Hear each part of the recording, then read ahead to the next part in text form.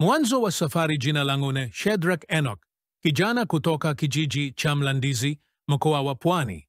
Nilizaliwa katika familia maskini yenye watoto 7, mama mmoja na baba aliyekuwa mchuuzi wa matunda. Tangu nikiwa mdogo, niliota ndoto kubwa. Siku moja nitakuwa tajiri. Si kwa sababu ya kupenda fedha, bali kwa sababu nilitaka kubadilisha maisha ya familia yangu na kijiji changu. Shule ilikuwa changamoto. Nilienda shule peku na mara nyingi nikiwa na njaa. Lakini niliipenda sana elimu. Wakati wengine walikuwa wakicheza, mimi nilikuwa nasoma vitabu nilivyoazima.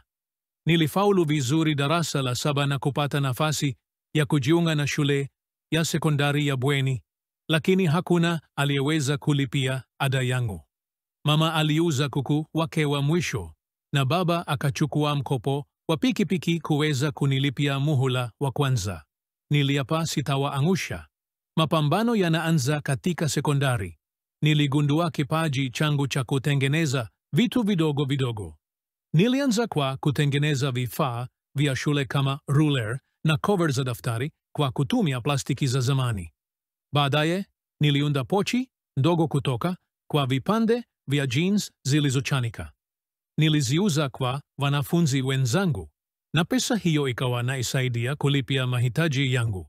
Nilipomaliza kidato cha 4, niliamua kutohangaika na kusubiri serikali. Nilichukua ujuzi wangu wa kutengeneza bidhaa na kwenda Dar es Salaam. Nililala kwenye stendi za mabasi nikifanya kazi ndogo ndogo.